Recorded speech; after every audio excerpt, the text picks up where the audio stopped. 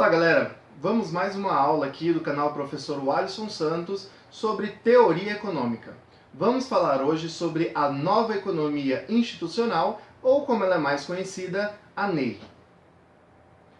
Primeira coisa que você precisa saber sobre a nova economia institucional é que ela é uma escola extremamente nova, ou seja, é escola e depois nós vamos falar sobre essa questão se é escola ou não, tá?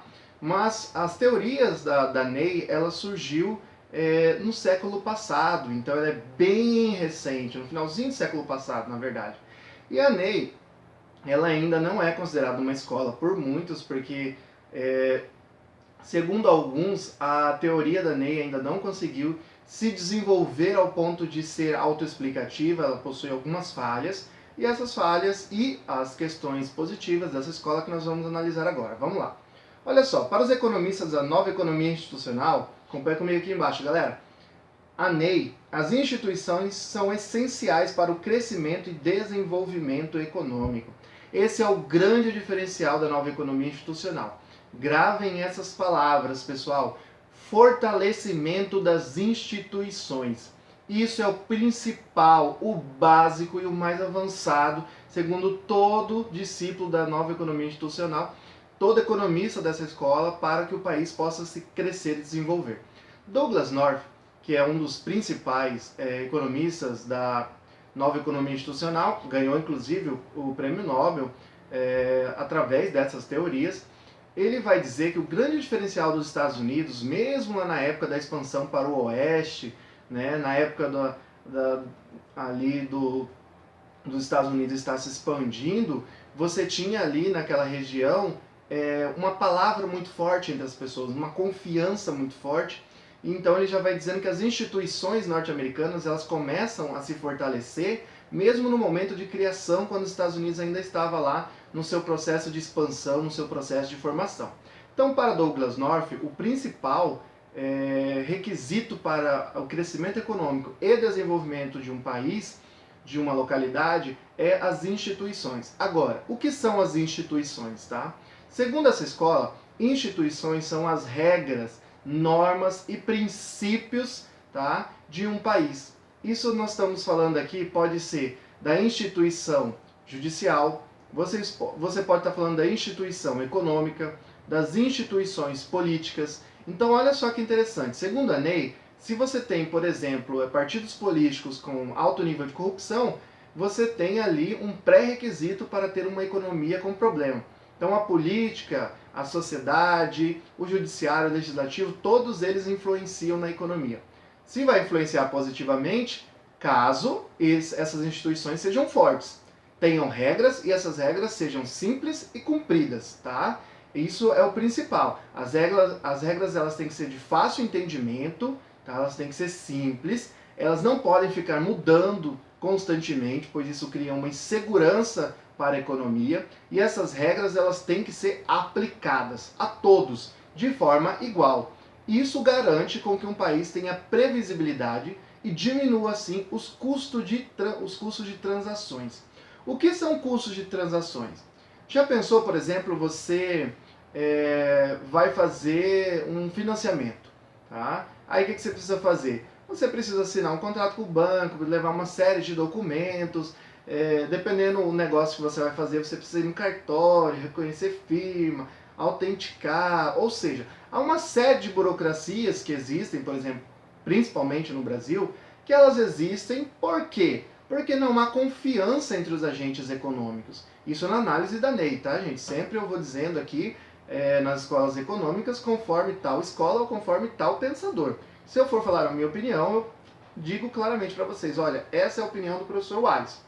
Mas, em geral, eu estou falando sobre a opinião das escolas, a opinião dos pensadores econômicos.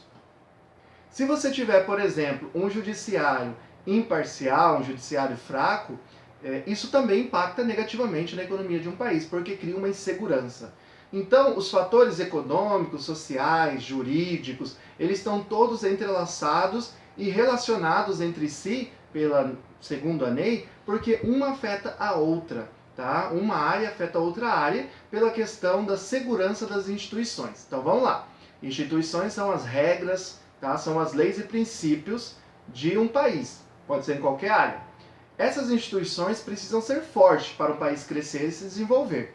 Forte significa que essas instituições têm que ter regras simples, cumprir essas regras, serem imparciais, ou seja, aplicarem a mesma regra da mesma forma para todos os agentes econômicos. Isso garante a previsibilidade das instituições e garante com que os custos de transações diminuam. Por quê? Porque há uma confiança maior agora entre os agentes, porque um agente econômico sabe que o outro não vai tentar, de alguma forma, driblar o contrato ou o que foi estabelecido de forma oficial ou não oficial, né, tácita ou não. E aí, cada agente econômico vai respeitar, porque sabe que tem instituições fortes. Há economistas que extrapolam até a lei para analisar, por exemplo, a questão da segurança pública. Se você analisar dessa forma, como alguns economistas fazem, a questão da segurança pública, a insegurança, no caso, aumentaria muito à medida que as pessoas não acreditem que não haverá punição delas fazerem um ato ilícito. Ou seja, elas acreditam que existe uma polícia fraca, um judiciário fraco, que ela vai conseguir fugir da cadeia ou que nem vai ser presa. Então ela confia que vai fazer algo errado e não vai ser punida por aquilo. Caso essa pessoa acreditasse que seria punida, ela não faria aquele ato ilícito porque ela saberia que resultaria em uma penalização para ela. Isso não vale somente para a questão da criminalidade, obviamente que a lei concentra na questão econômica, então se vale para a questão criminal, vale muito mais para a questão econômica, tá? Porque à medida que um agente econômico sabe que tem que cumprir as suas regras, ele vai cumprir essas regras com medo de uma punição. Aí você diminui a burocracia das transações econômicas, o que facilita o crescimento econômico e facilita o desenvolvimento econômico. Aí vamos aqui falar um pouquinho sobre Douglass North. Ele fala algo bem interessante, que é a questão da ideologia e a questão da ciência. A ideologia para a ciência, vamos começar pela ciência que é melhor. A ciência, segundo Douglass North, é tudo aquilo que é minuciosamente investigado, é feita uma reflexão e através de um método científico você verifica se aquela teoria é válida ou não. Mas Douglass North diz que você não consegue ser um cientista em todas as áreas por mais que você seja uma pessoa estudiosa ou intelectual. Porque você pode ser, por exemplo, um cientista na área de economia e administração, mas você pode não entender nada de medicina, o que geralmente ocorre, né? Porque são duas áreas bem distantes. Ou você pode ser um médico sensacional, mas você não entende nada, por exemplo, de marketing. Pode acontecer também, porque são áreas diferentes. Tá? Então, mas se ele entende marketing, alguma área ele não vai entender. É isso que Douglass North está falando, que alguém não consegue ser cientista em todas as áreas.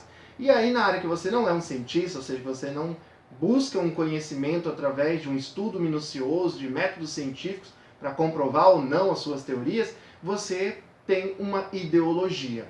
Para Douglass North, ideologia nada mais é do que conjuntos de ideias que não são provadas pela ciência, como, por exemplo, a religião, o senso comum, as mitologias, tá? Ou seja, tudo aquilo que está fora do escopo da ciência. Todo mundo pratica alguma ideologia em algum determinado ponto, segundo Douglass North. Porque à medida que você se torna um cientista em uma área, você, pelo custo de oportunidade, você está deixando de estudar outras áreas. E aí, você naquela área, você está praticando a ideologia. Então, nós praticamos a ciência na área econômica, mas praticamos a ideologia em outras áreas porque nós temos o chamado senso comum. Tá? Outra coisa importante aqui para a gente finalizar, a nova economia institucional, ainda com foco em Douglass North, ganhador do prêmio Nobel, ele vem falando sobre a questão da participação do governo. Ele chama o governo de duas formas. Tá? O governo predatório e o governo de bem-estar. O governo predatório é aquele que busca maximizar a satisfação dos próprios governantes e de grupos próximos aos governantes, ou seja, não há uma preocupação com a sociedade. Já o Estado maximizador de bem-estar social, ele está preocupado com as leis, com as regras, em manter as instituições fortes, fazer o crescimento econômico e aumentar o bem-estar da sociedade, tá? Melhorando a condição de vida das pessoas através de um crescimento econômico. Esse é o Estado maximizador de bem-estar social, ou seja, ele não está preocupado com o próprio governo, mas com a sociedade que elegeu aquele governo. Pessoal, é necessário entender que a nova economia institucional ela tem uma relação aí muito próxima com a escola neoclássica, mas que possui diferenças bem interessantes. Agora, qual que é a crítica que é feita em relação à nova economia institucional e por que muitos não a consideram uma escola econômica?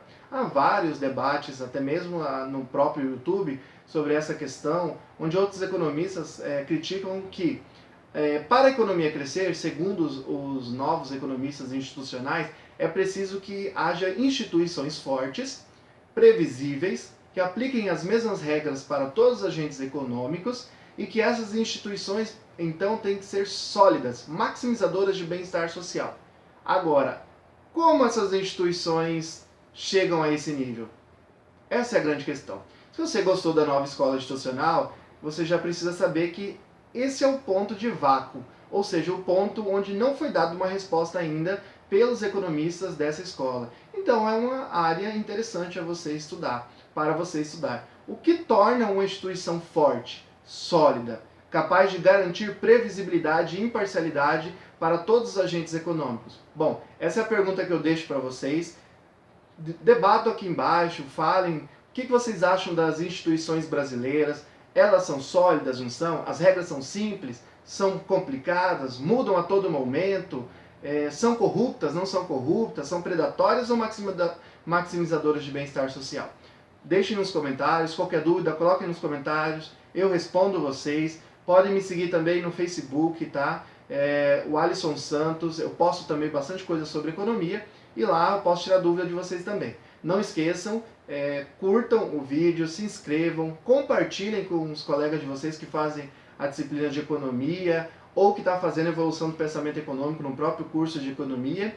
E galera, aguardo vocês até na próxima escola, onde nós vamos falar agora sobre a economia comportamental, tá? Que tende a se tornar uma grande escola e é o atual momento da economia. Ou seja, os ganhadores do Prêmio Nobel nos últimos anos, muitos mesmo, se não quase todos, são dessa área da economia, a economia comportamental. É muito interessante, então eu aguardo você na próxima aula para estudarmos essa escola. Valeu galera, curtam o vídeo, até mais. Tchau, tchau, fui!